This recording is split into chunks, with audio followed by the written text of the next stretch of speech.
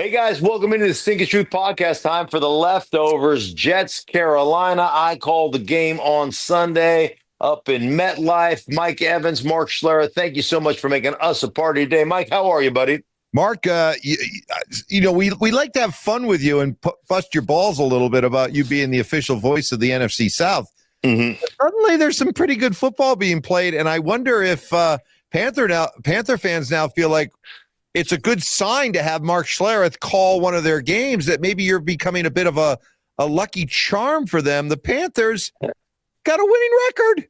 Yeah, they're 4-3 right now. And I when I talked to Dave Canales, I talked to a couple of their coaches. I was like, I did have to remind them, by the way, you guys were down 17-0 to Miami when I said, hey, you can't quit running the ball. You're not good enough throwing the ball to climb back into this game throwing the ball. You got to run it. And that's when they unleashed Rico Dowdle. And from that point forward, had over 200 yards rushing. The following week, had 180 plus yards rushing, had 239 yards total offense. He supplanted Christian McCaffrey as number one in the record books. Anytime you take Christian McCaffrey out of the record book, you are doing something. But you know what's really interesting to me?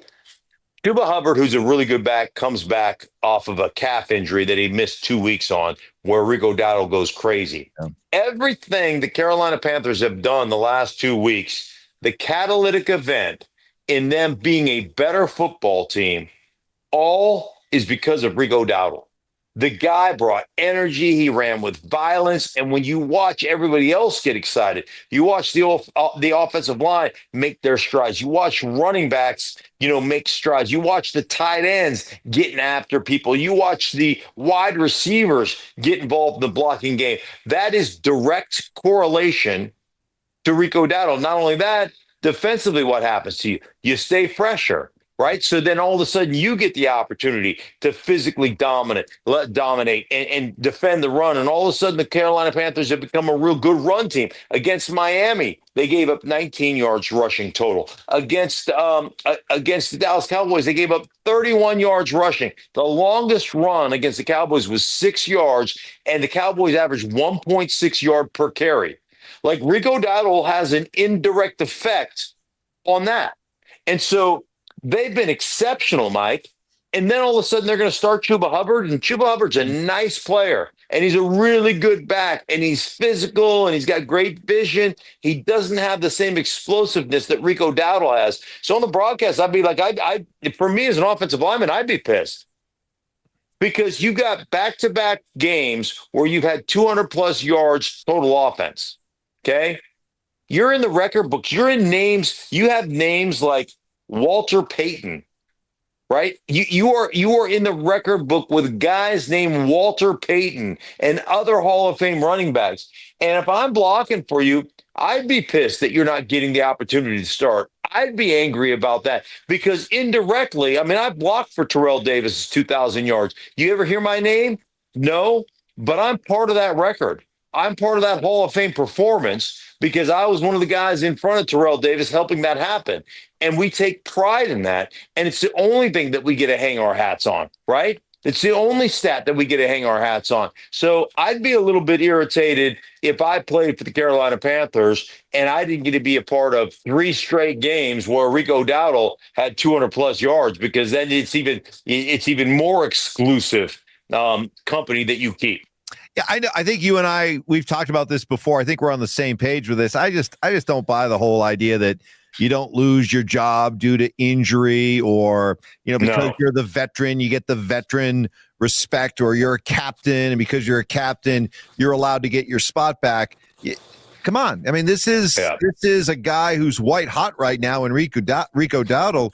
You got to ride it. And, I would think that Dave Canales would maybe gain more respect in that locker room by going with the hot hand than simply showing maybe the respect that he felt Chuba Hubbard deserved. Yeah.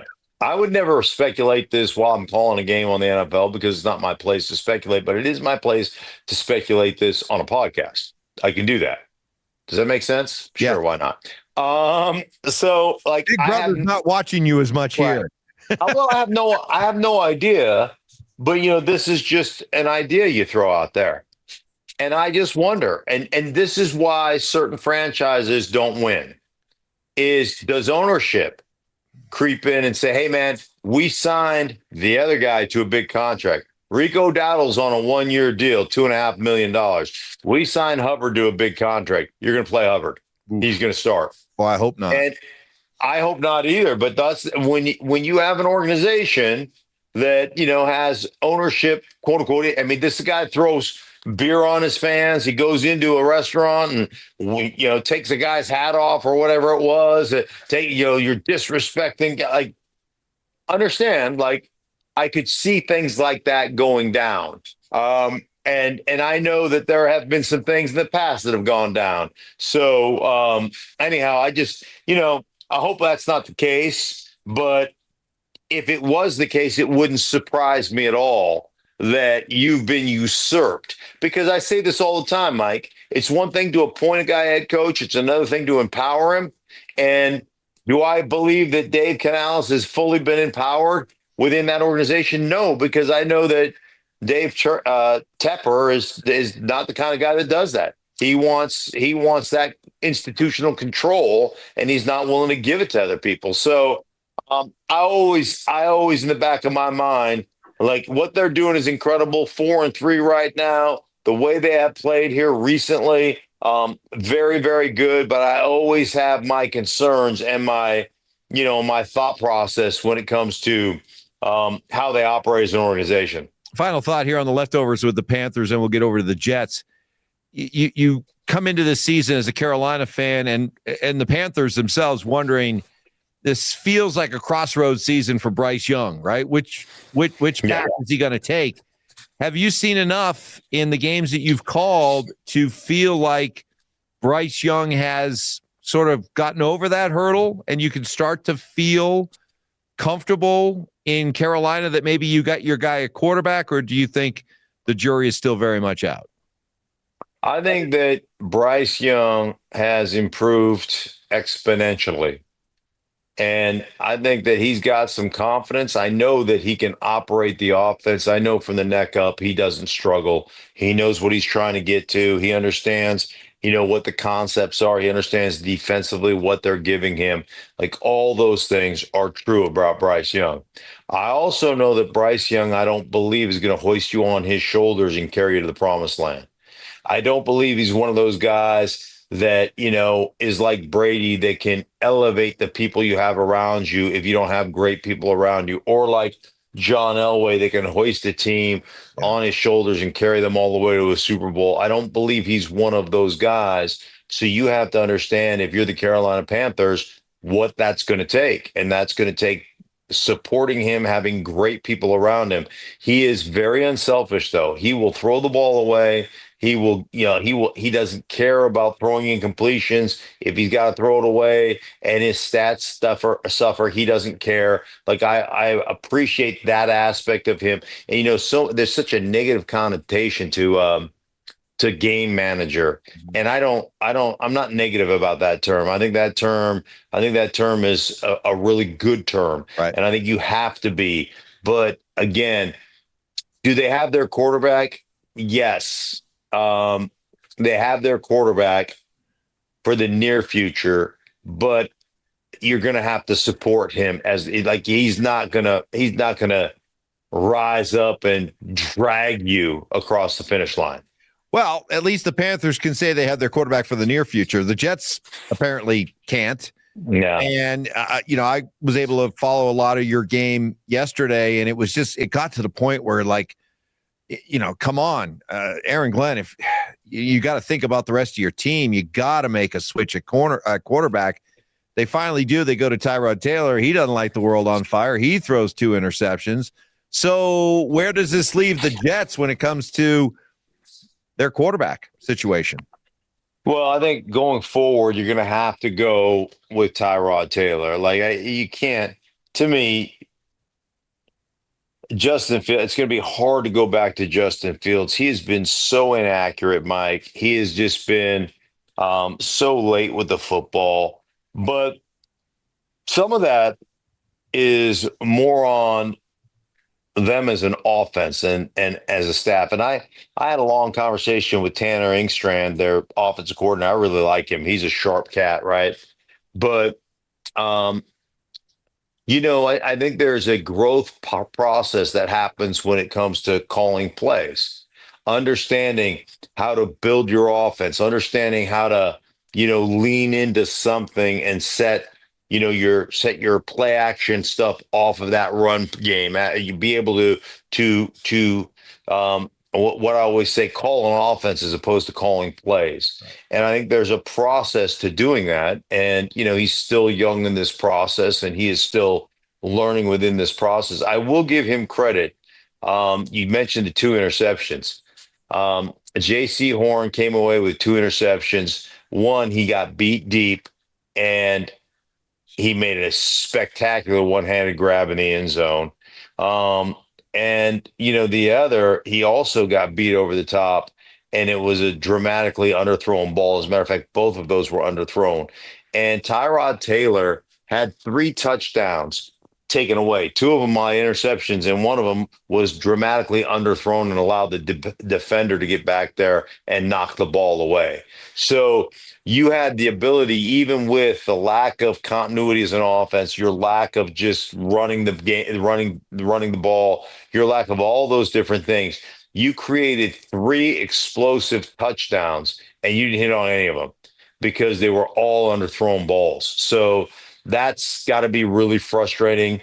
If you're an offensive coordinator, to be able to design three shot plays that should be touchdowns and not score on any of those, like that would have changed the outcome and the look of the game. And maybe that's because, Tyrod Taylor isn't getting those reps. And so I'm sure, we can make excuses for that. But that was part of the deal with the New York Jets. Hey, listen, man, like defensively, you look at the New York Jets right now, that team can play. That's a damn good defensive team. They've got guys like Quinton Williams, who's big time player.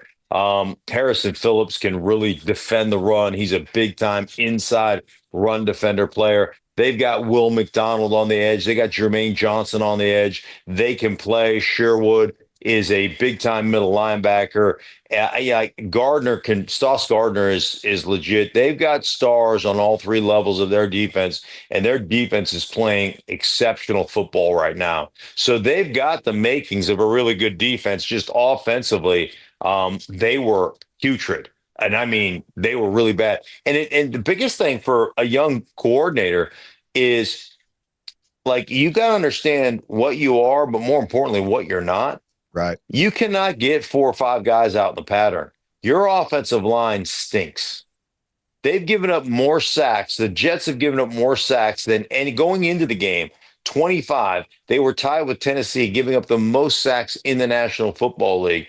And the fact that you gave up 9 the week before, and the Carolina Panthers had 5 total sacks going into the game. 5. And they got 6 in that game. And so I look at that like until you figure out your protection issues and how you're going to help your guys up front, like you can't get into being a good offense if you can't figure out your protection issues. And they certainly haven't figured those things out. Got a couple minutes left here. The time you spent around the Jets facility, if I'm a Jets fan, I know that what I'm watching right now isn't good. It stinks. We're rebuilding, especially on the offensive side of the ball. But can a Jets fan feel good about the direction that they're going in with Aaron Glenn in control? Being around Aaron Glenn, talking to him, feeling the vibe in the building. Do you feel like the Jets are in good hands? It's interesting. Love Aaron Glenn, and it's just not, I love him just because he's a great dude, right? And he's had a lot of success. He was with Detroit when they were 0-10-1. Like he knows the process. And here's what I respected about him.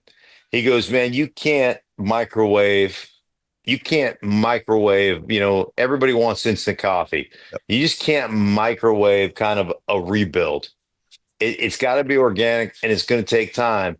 And you and I experienced this with Sean Payton and the Denver Broncos.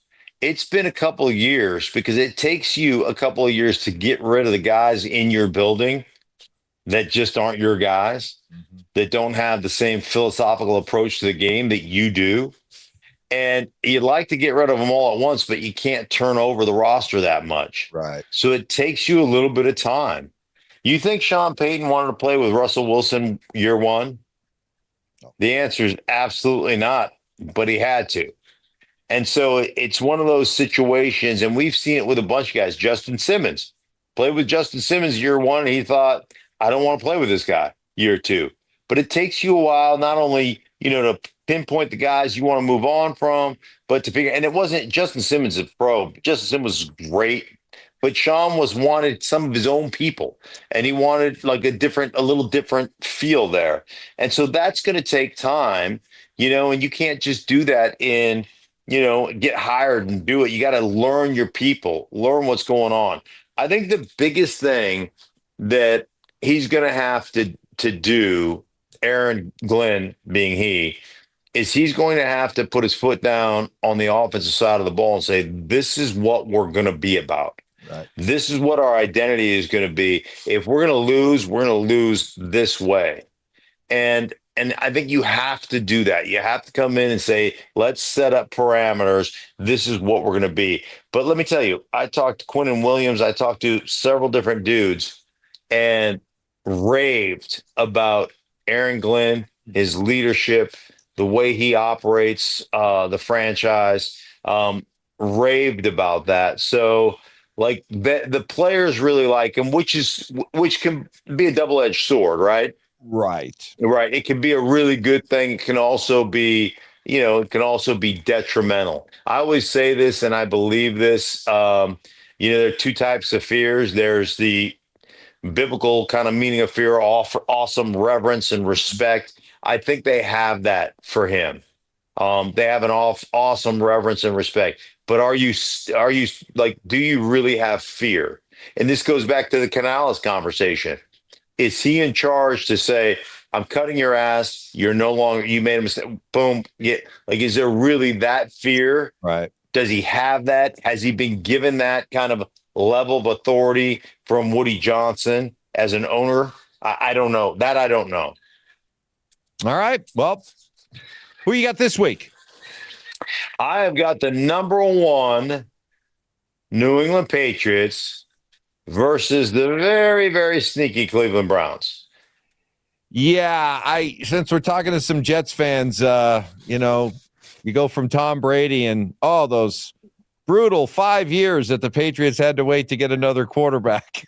Yeah. The poor, miserable, sad New England fans had to wait all 5 years to apparently find their next guy. God, and now all of a sudden Drake May looks like the best young quarterback of the group, right? Incredible. Yep. No question about it. All right. For everybody involved, the Sing Tooth podcast. For Mike, I am Mark. Thank you so much. We'll be with you guys a little bit later in the week to hash it all out. All right, man. Take care, guys.